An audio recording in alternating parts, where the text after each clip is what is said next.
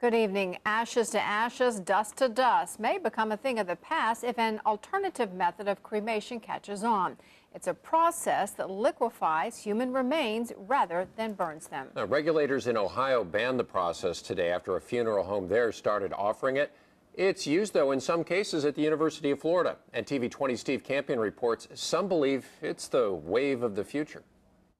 David and Paige, living a more environmentally friendly life is nothing new, but when an Ohio funeral director began offering a new means of cremation, he was told no. The laws weren't in line, but the process, a means of liquefying dead bodies, is not as far-fetched as it may sound. I think everybody thinks about that.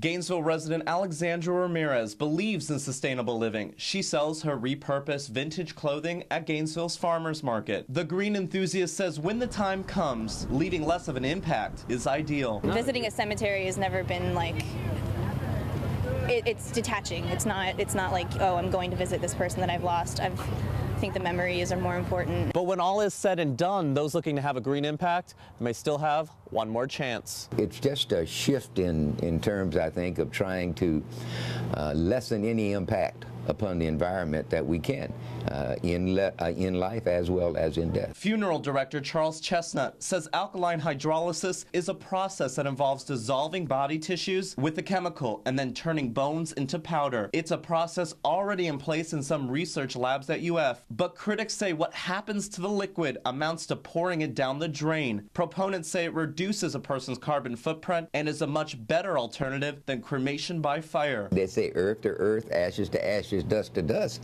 So if you got to go back to from which God formed the human being, what's the problem with cremation? But how we do exit this life and what becomes of what is left, some say, needs to be thought about. It makes sense. I mean, it's a pretty selfish thing to, say, well, my person isn't of use to this earth anymore, but let me still take up this much space.